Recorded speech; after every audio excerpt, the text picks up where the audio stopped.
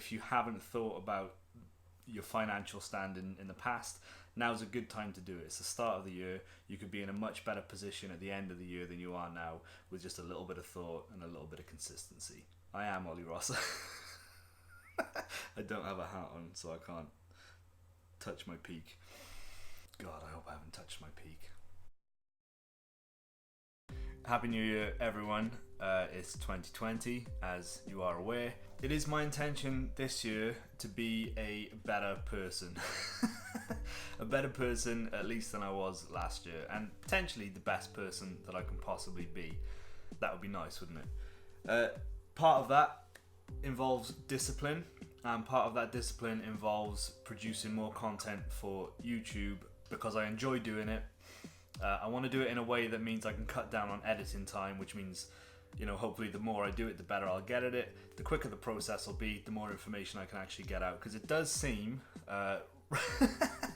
which is a shock to me, probably more than anybody, that people are actually getting some benefit from the things that I talk about. For example, yesterday I had a Instagram message off a gentleman who had seen one of my Lifetime ISA videos on here, who was asking for a little bit of advice or input from me on the best way that he could go about saving for a house. Now, disclaimer, I think perhaps I should put this at the beginning of every single video I make. I am by no means an expert. I am not a financial advisor. Please don't take anything that I say here as advice on what you should do in order to get where you want to go financially. These videos and this channel is basically just documenting myself, learning as I go, and hopefully if other people see this, they will start to think about their own finances in ways that maybe they hadn't before.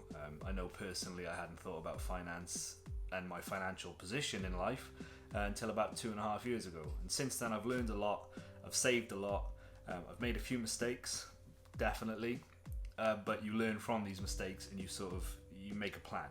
Basically what I want to look at today is the question that this guy sent me yesterday is how is best to go about saving for a house. If you've seen other videos here, you'll know that I opened a Lifetime ISA through Moneybox about a year ago. The Lifetime ISA is a savings account in which if you save £4,000 a year, the government will give you £1,000 on top of it. So they give you 25% on top of everything you save up to £4,000 a year. That's it in a nutshell. There are other stipulations that come with the account. For example, you can only access that money if you want to purchase your first home, or you can use it for a retirement account, so you can't access it until you're of retirement age, which is what I actually opened the account for in the first place. I was thinking of using it as a retirement vehicle, and the Lifetime ISA seemed like a good idea because of the government 25% bonus.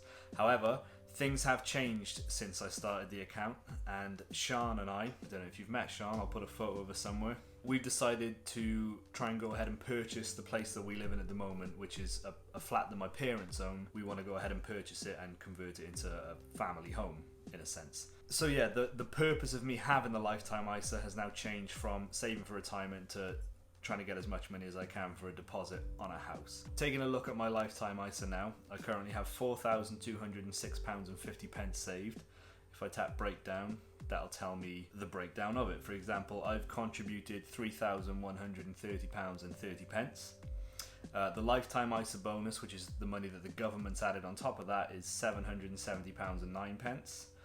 I have my Lifetime ISA in a stocks and shares ISA, which means that any money that I put in is invested in the stock market. Currently at the moment, the investment gains off the stock market are £345.46, and I have paid £39.35 for the privilege of having this account. Current earnings at the moment is 34.38%.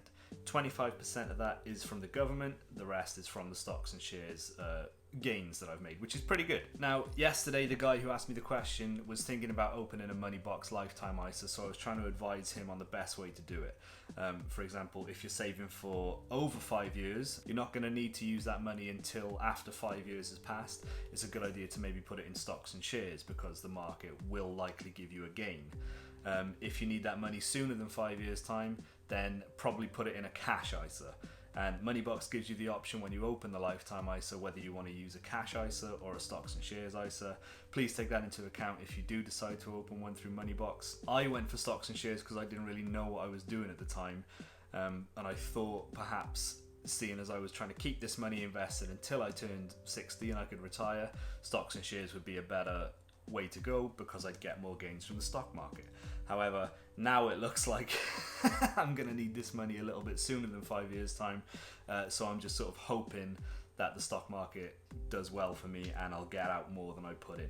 One thing I did this morning, seeing as it's the start of the new year, I thought I'd go through and lay out my financial goals for the coming years. So if I can just open up my spreadsheet, and I'm planning on doing a video at some point as well this year about spreadsheets and how to lay out your monthly budget or your weekly budget, but this specific spreadsheet was looking at future savings so I can calculate how much I'll have after a certain amount of months in my designated accounts. This one specifically being the lifetime ISA ready for house buying. So here on the screen at the moment, I've got my plan for 2020. You can see here, it's very basic, very boring, very grey. So I'm starting the year, like I said earlier, with £4,200. I'm planning on adding £50 a week to that amount.